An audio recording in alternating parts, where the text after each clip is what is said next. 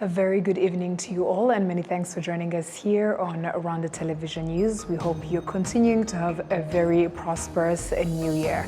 Now, top of our edition tonight, these are our headlines.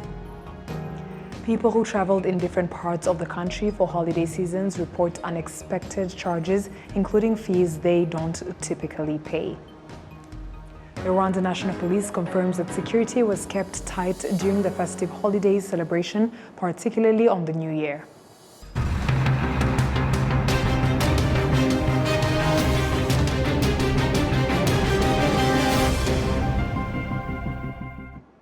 Once again, we're glad to have your company tonight, coming to you straight from the heart of Africa, Kigali. My name is Martina Abera. Now, people who travel to different parts of the country for the holiday season report unexpected charges, including fees they don't usually pay. Additionally, they're not being charged for luggage, even for small items that don't occupy significant space in the vehicle. Yet this is not what normally happens. We have more on this report by Olive Nete. On Tuesday, various passengers were in Nyabugogo bus park and in Kabuga bus park in Kigali city, going to various provinces. They say they had trouble finding buses for their destination, an unusual situation comparing to other days. I am from Gikondo and I'm traveling to Karungi, but the challenge is that it takes long to get a bus. I arrived here at 10:30 a.m. and my bus is leaving at 1 p.m. You understand that I will have to wait for a long time. Now I have to take a bus twice on my journey, while I used to just go with one till I reach my destination. This is because there's not enough vehicles for transport services. There are a lot of passengers, and they choose to take the bus twice to make it easier.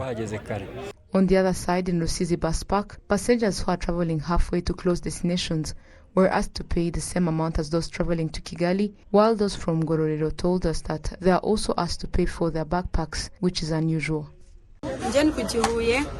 I am going to Huye, but the tickets are expensive. To be honest, buses are available, but the only people allowed to board are those who are going to Kigali. And then you wonder, what about those who are going in some of the areas where the bus pass, such as those coming from Rusizi to Butare, Huye or Nyamagabe? How will they travel if they are being charged the same amount of money as those traveling to Kigali? The Rwanda National Police spokesperson, ACP Boniface Rutikanga, pointed out that there are those who have been caught committing fraud in the sale of tickets. He also warns those who are still committing such acts. You may find a person who bought like 3 tickets and then resell the tickets on a double price, and others even triple it. This was not only done during the festive season, but is also done in other days. People should be careful and not be accepted to be misled and buy at a higher price, while they should pay at a usual price. Both those who do such activities and also those who sell the tickets will be held accountable. We need to collaborate to fight against such acts, and due to these measures, it is yielding results, and we continue like this. We don't plan to stop.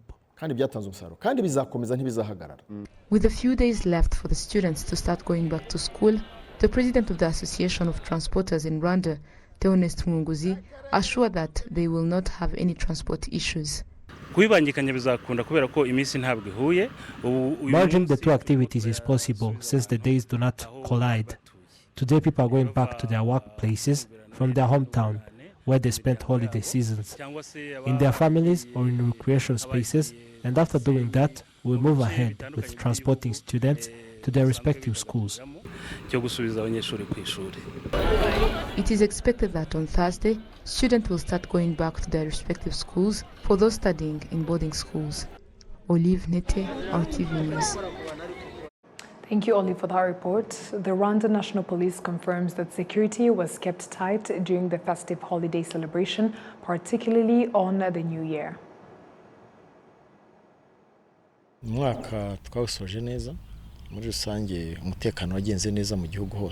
We ended the year well and secure in all parts of the country. This can be based on the activities that were planned, mostly entertainment activities, including fireworks that illuminated Kigali skylines, which attracted many people. Considering all this, security was kept tight. People had fun. However, we had some unfortunate events.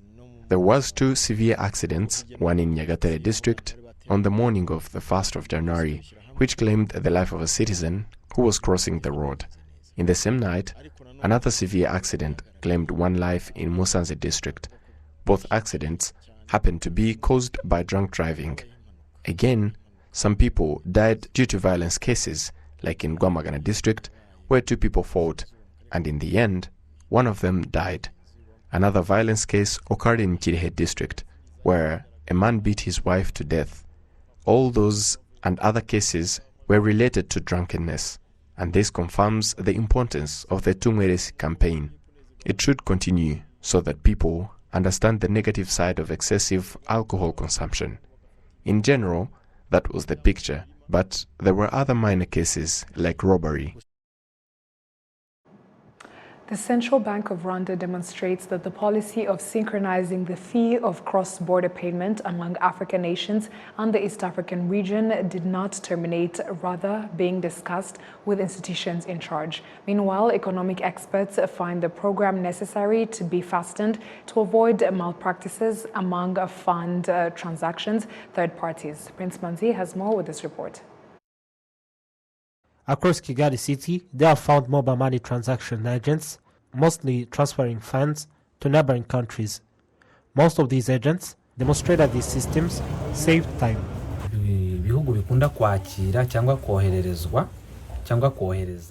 Countries usually send funds to Tanzania, Uganda, and Kenya. No one takes plane or car for giving someone else money. Sending money is free, but it depends on the country's rates. Like in Uganda, we multiply by 2.8 and show the client our service fee. The cost of cross-border payment among countries is not the same, and there's no reason known as to why prices are different. But previously, stated was the policy of synchronizing the cost of fund transactions among African nations and the East African region. Straton Habyarimana, an economic expert, finds the delay in the implementation of this policy, giving room for theft done by transactions agents. Niba ufite umwana wiga i Nairobi cyangwa se hari umucuruzi ugomba kukohereza ibicuruzwa bituruka Dar es Salaam. If you have a child studying in Nairobi or a trader about to give you your products from Dar es Salaam and you have to pay, it is better if the fee was synchronized. This helps in not being stolen by agents as prices are common and known.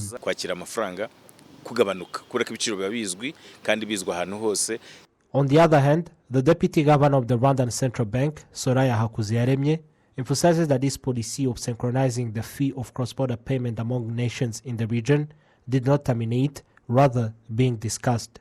Koherezanya amafaranga yambukiranya imipaka byo twita cross-border payments biracyari hejuru cyane. Cross-border payment fee is still high, even though for the EAC there is a policy of harmonization in financial services and payment for the fee to deduct. Though I cannot inform that it is in this year that it will be done, but it is being discussed.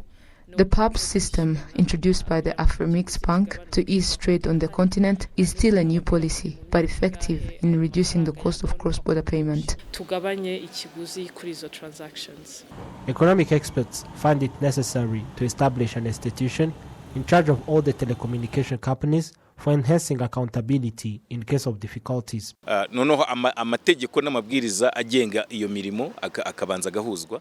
The terms and conditions of the operations are to be merged, and the implementation would be easy. There is a necessity of having the institution in charge of all these operations, because like in Tanzania, you use Vodacom and Safaricom in Kenya. If in Rwanda there would be an institution merging MTN and Airtel, this means that in the region, there could also be an interoperability. There are many projects that have ended in paper but should have helped the residents of the countries of the region. An instance is the use of the identity cards to cross borders, where they are used only by Rwanda, Uganda and Kenya. The use of the same currency as the member countries of the East African Community is also not yet possible. Prince Manzi, RwandaTV News. Residents of Rusizi district near the hot springs request for the management and security of these hot springs as they continue to take lives of many. This is after the death of a 10-year-old that followed other deaths. Prince Manzi continues. 3 children from Muganza sector dived into the hot springs and unfortunately, Arsene Bertin Nishimwe, a 10-year-old, died on scene and the body was found Tuesday morning. At home, burial preparations were ongoing. We talked to his mother. I did not see him around the house, and when I asked, I was told that he went in the hot springs with his colleagues. Later at 7 in the night, the colleagues came with his clothes, saying that they went there to swim, but they lost Arsène. That was the end of his journey. People usually come to these hot springs, demonstrating that they cure various diseases, and others come for leisure. Residents request for management and security. They should fence the area, and joining should be the ones eligible, and the people in charge of their management are also to be paid for effectively perform their work, because some do try to protect the area and later go because no one gave them the duty. Local authorities demonstrate that they are going to address this issue, as explained by Inosaki Monyo, the executive secretary of the Nyakabuye sector. Rwanda Water Board na kubufatanye na RDB. The Rwanda Water Board and the RDB, we are going to advocate to institutions in charge for addressing this issue. We do not want any accident. We want a solution in at least 2 months. It is not the first time of such an incident in these hot springs. The recent before this was the young man that deceased on September 8, 2023. Thank you for that report. Aspiring young entrepreneurs in the technology sector expressed that 2023 leaves them with a number of opportunities. They aim to introduce locally tailored technology programs addressing the country's challenges, fostering employment opportunities in the process. Olive Nete has more on this report. 3 years ago, Twizere Emmanuel, who was a student at IPRC Karongi, had the idea to create a technology that assists car owners in monitoring and reducing their vehicle emissions. With the help of Norscan House Kigali, Twizere ended the year 2023 with his idea becoming a practical project. In cooperation with the National Police, in a period of 2 months, the technology was used to test 1,500 vehicles. The National Council of Science and Technology, NSST, gave him a grant of 50 million Rwandan francs. We make electronic device that works together with a software platform to control vehicle air pollutions. So far in 2023, we make different activities as it's the year I completed my studies at IPRC Karongi. So after completion of my studies, I put more efforts in developing the product of green vehicle system, as I got an opportunity to get the funds from government organizations, mainly the National Council for Science and Technology. That helps me to develop the prototypes, and we got the chance to make collaboration with Rwanda National Police and Ben Holdings Limited in order to measure the vehicle emissions. In order to implement the project, Twizere Emmanuel has a partner named Jean Bosco Yumvuhore, who manages AgroTag Limited.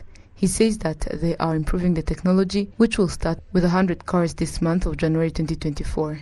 By this company, Ecomotives, we are working with them to make this device a new version made in Rwanda, with the option to communicate to the user through SMS, or the user can use the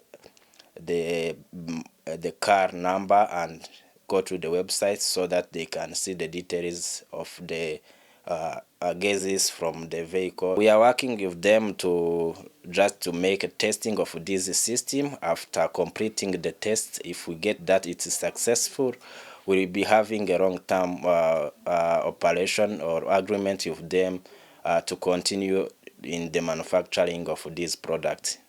In the 2023 World Bank report on the role of technology in Africa's development, Rwanda ranked 5th in the sub-Saharan Africa as the country hosting the most technology-based businesses. In the top positions are Kenya, South Africa, Ghana and Nigeria. The second vice president of the Private Sector Federation, Aimable Kimenyi, said that this sector promotes made in Rwanda products and provides employment to many people. There's something we call made in Rwanda, and that's when we start doing it in technology. Because technology provides more employment opportunities to young ones, jobs for more money. So for me, We have to change our mindset and understand that startups are our tomorrow, because so far we took an important step as Rwanda, and when you get to the end, you have to think further, and those startups will take us there. If we put effort into it, we make it a business, and we support them to become a real activity that will get us to where we want and quickly. During the Hunger Pitch Fest, the President of the Republic, His Excellency Paul Kagame, expressed that Rwanda is committed to developing technology. First, we identified it as very important. Second, we find ways of making sure that we grow on this path as fast as possible. I think the rest comes naturally out of all that. I know there are many young entrepreneurs. There's a lot of talent in this room. So I'm just encouraging you to, this is the time for you to do what some of us were not able to do and change things. So, this is your time. Northern House Kigali currently hosts about 1,200 entrepreneurs with tech-related projects that addresses various issues. This building, located in the former space where a coal belt was located, received an investment of $20 million in 2021. Various reports point to the place as a hub that nurtures tech-related projects. Olive Nete, RTV News. As part of enjoying the end of year holidays, some people decided to visit the National Liberation Museum to learn about the country's dark history, the liberation struggle, as well as the ability to strive to build a new peaceful and prosperous Rwanda. Some of those who visited the museum share their sentiments as well as lessons learned. I think that what is happening in this country is a lesson for the whole of Africa. We should learn from the past. Africa has not learned from the past. In my country, they even took history away from the school's curricula. It's very unfortunate. If you do not learn from history, you will repeat history. Rwanda's post-genocide recovery is very remarkable, and I have seen significant progress, both in the economic reconciliation and security stability of this country. It is something that so many countries that are going through the same, though silently, should learn from. And I must say the healing process is another thing that is very important for us to learn from.